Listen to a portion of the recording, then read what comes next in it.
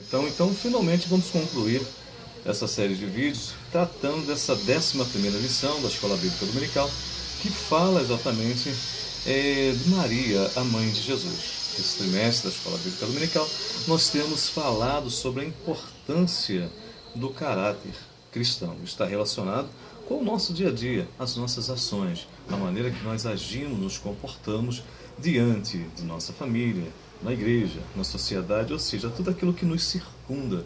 E exatamente a manifestação desse caráter cristão é que evidencia realmente a salvação através da graça de Jesus Cristo em nossas vidas. Nesse terceiro tópico, vem falando sobre o papel, o plano da salvação exteriorizado por Maria. É uma profecia, lá no Bereshit, em princípio, livro de Gênesis, capítulo 3, versículo 15. Ali foi profetizado que viria, nasceria aquele que viria a ser o Salvador do mundo e que esmagaria ali a cabeça da serpente. Tá bom? E porei inimizade entre ti e a mulher, entre a tua semente e a sua semente. Essa te ferirá a cabeça e tu lhe ferirás o calcanhar. Nesse terceiro tópico, então, vem falando dessa evidência, dessa profecia, tá?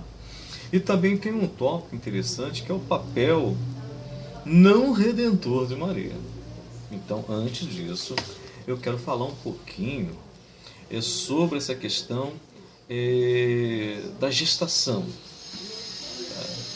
Seria, no caso, concepção, fecundação ou nascimento original. Qual seria o termo correto quanto à pessoa de Jesus, o nascimento de Jesus? Primeiro, a gente precisamos diferenciar, né? A fecundação é a fusão do espermatozoide no óvulo. Tá? Ali surge o zigoto. Então, ali tem a fecundação. Esse processo, naturalmente, está incluído na concepção. Tá? No caso da pessoa de Jesus, sendo obra do Espírito Santo, conforme diz no Evangelho de Lucas, a partir do 29, capítulo 1, versículo 29. Vou fazer a leitura. Ela, porém, ao ouvir esta palavra, a profecia de que ela seria a mãe do Salvador do mundo, perturbou-se muito e pôs-se a pensar no que significaria esta saudação. Mas o anjo lhe disse: Maria, não temas, porque achaste graça diante de Deus.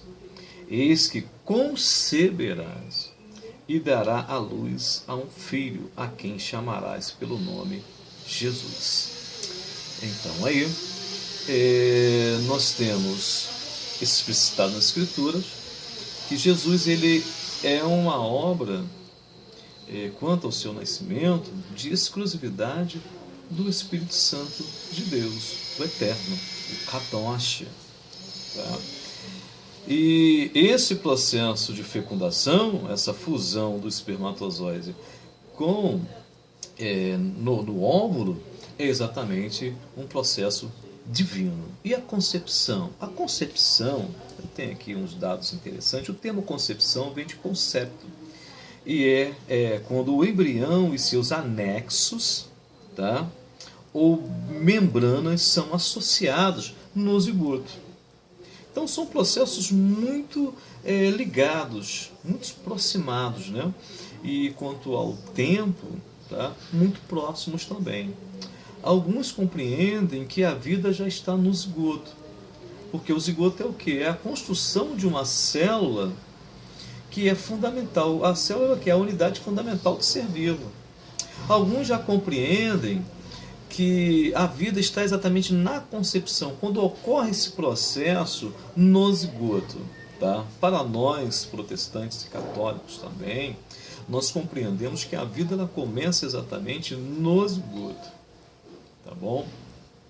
Mas, deixando essa questão mais científica de lado, é importante que nós possamos entender que fecundação é uma coisa, concepção é outra, e que ambas estão dentro de um processo divino, ou seja, um processo exteriorizado, manifesto pelo Espírito Santo do Eterno, conforme o texto que nós lemos, por exemplo, aqui nas Escrituras Sagradas. Tá? E o nascimento? O nascimento seria propriamente dito o ato do indivíduo, ainda pequeno, vir ao mundo, a ser parido.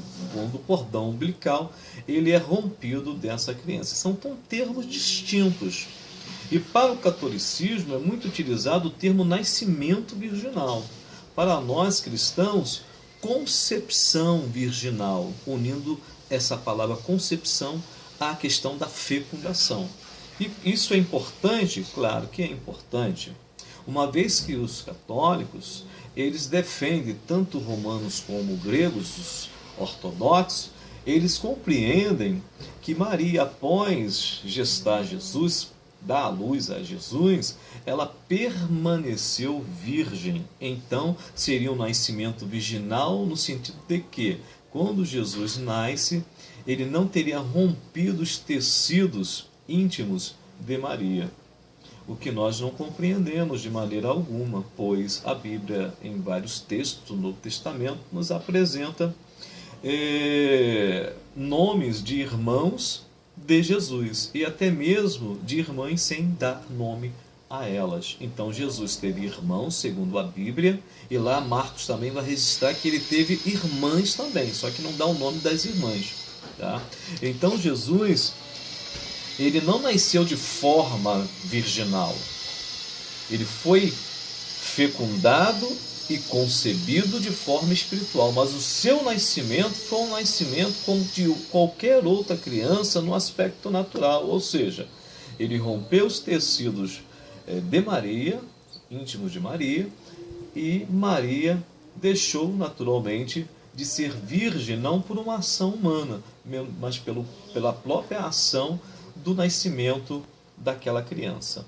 E logo depois, como o texto bíblico, os textos dos evangelhos citam, ela conheceu José. O que é essa palavra conheceu? No hebraico, essa palavra conheceu, ela tem sentido de relação sexual, ou seja, ela se relacionou sexualmente com o seu marido. Então, essa teoria não é interessante. Então, cuidado, você, principalmente professor, quando você citar esse nascimento de Jesus, entenda que o nascimento ele não é virginal, ele não é espiritual. Então, é concepção virginal, tá? Que está agregado à questão também da fecundação. Fecundação, fusão do espermatozoide no óvulo da mulher, claro. Tá? Daí surge o zigoto. E depois a concepção é um processo no guizoto dessas membranas, tá? E que vai realmente ali começar um desenvolvimento mais, vamos dizer assim, de ordem mais ampla, e até o nascimento da criança após, quando um parto dentro de toda a normalidade acontece, após 9 meses de gestação. Tá?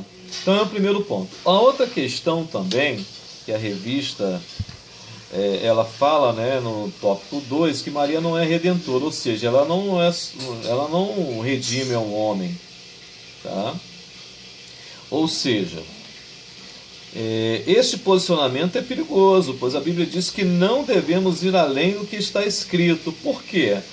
Algumas pessoas, principalmente os católicos, dizem que Maria tem um papel de salvadora, de redentora da humanidade. Tá? Então aí tem aquela palavra, muito conhecida no contexto teológico, que é Theotokos. A palavra no português é Theotokos e no grego Theotokos. Embora tenha um sigma no final, um S para nós, é uma palavra no singular. Theo, Deus, Tokos seria parto. Então Maria seria a portadora de Deus. Então os católicos chamam Maria da mãe de Deus, portadora, que pariu Deus. Isso não tem fundamento bíblico, tá? Porque até os atributos do Eterno não permitem que isso seja verdade, porque o Eterno sempre existiu. Por isso ele é eterno. O que é um indivíduo eterno? Aquele que não tem início e não terá fim. Então Maria não é mãe de Deus, porque ele sempre existiu. Então não tem fundamento isso, tá bom?